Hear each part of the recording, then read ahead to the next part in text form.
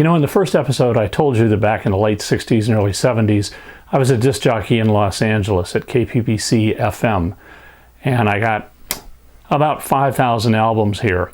And what I'm going to do through this series is pull some of those albums and tell you stories behind the artists, some of them that I've met, and some are just kind of hippy-dippy radio-related stories about the artists, and that's what this episode is going to be all about. In 1970, a young musician decided to play a small club in Los Angeles. Virtually no one had heard of him. Now, almost 30 years later, he's an international superstar and has released over 40 albums. Want to find out who he is and my story behind him? Okay, let's drop the needle.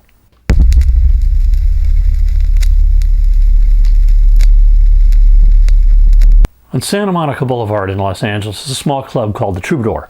And when I say small, I mean it only seats about 500 people. But many, many memorable acts have played there over the years. And fortunately, I got to see a lot of them, which I'll be telling you about in future episodes. In this episode, we're going to concentrate on one musician. It was a hot series of summer nights in August that a shy piano player took the stage at the Troubadour. His name was Elton John. He had released his first album called Empty Sky. It went nowhere in the US, but it did get some notice in the UK. Then he recorded his second album, Elton John, in April of 1970. The first song, Border Song, only squeaked in at position 92. However, the second song released, called Your Song, skyrocketed to number 7.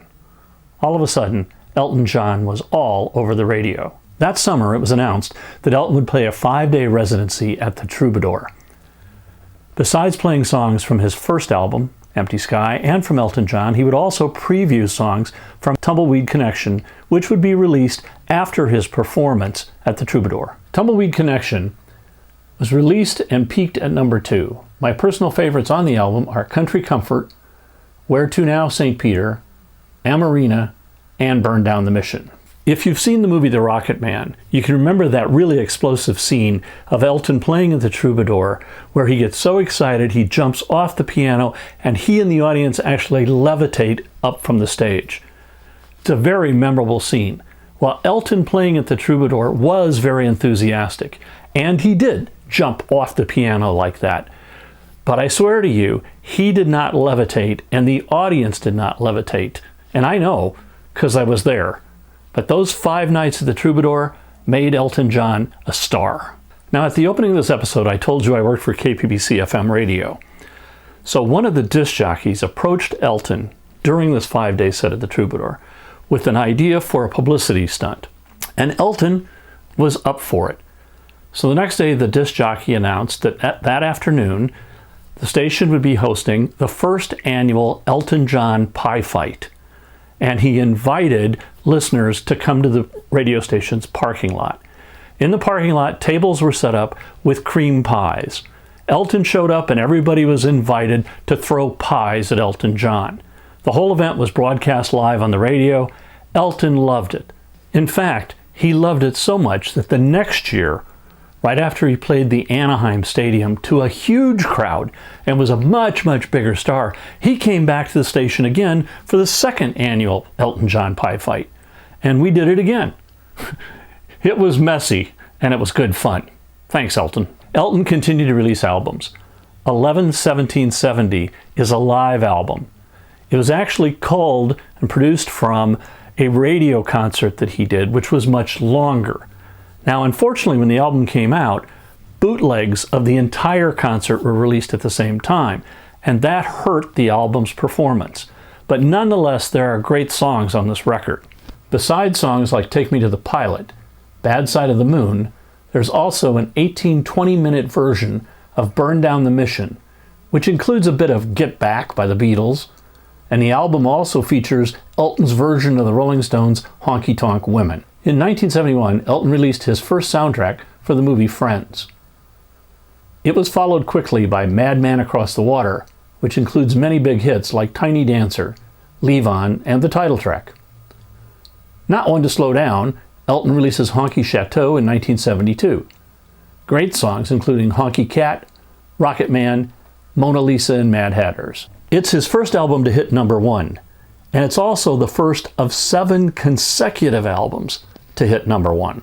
Next comes Don't Shoot Me, I'm Only the Piano Player, featuring songs like Daniel and another big hit, Crocodile Rock. 1973 sees the release of Goodbye Yellow Brick Road.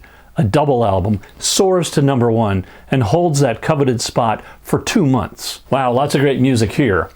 All of side 1 is classic. Funeral for a Friend, Love Lies Bleeding, Candle in the Wind, years later reworked for Princess Diana's funeral, where it became the world's largest selling single of all time, and Benny and the Jets. And we're just getting started. As the album plays through all 4 sides, other standouts are Goodbye Yellow Brick Road, All the Young Girls Love Alice, Saturday Night's All Right for Fighting. This album inspired me to join yet another rock band, but this one was short-lived. I traded in my guitar for a set of drums. We practiced and played a lot of Elton John's music. Sadly, there are no pictures from this time, and the band actually broke up before we could play any gigs. 1974 saw the release of Caribou.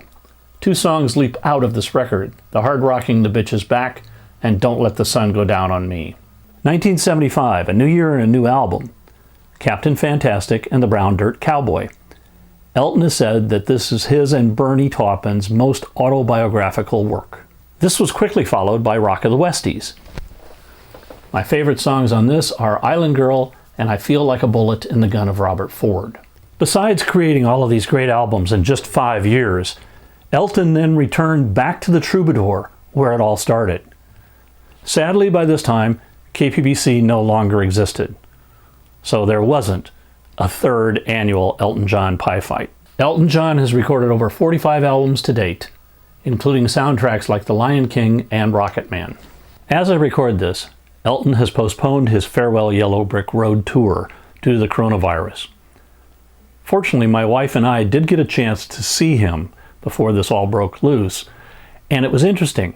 Not only did he play almost all of the songs that I mentioned here, but a whole lot more. Thanks, Elton, for all the music, all the memories, and the pie fights. Please check out my companion YouTube channel, The World Is My Location, and How to Think Like a Cinematographer. More music and more memories coming in the next episode. Until then, keep a rockin'. Most of the albums that I talk about can be found at your local vinyl store or on eBay. Individual songs most likely are on Spotify, Apple Music, or Amazon Music, or even some on YouTube.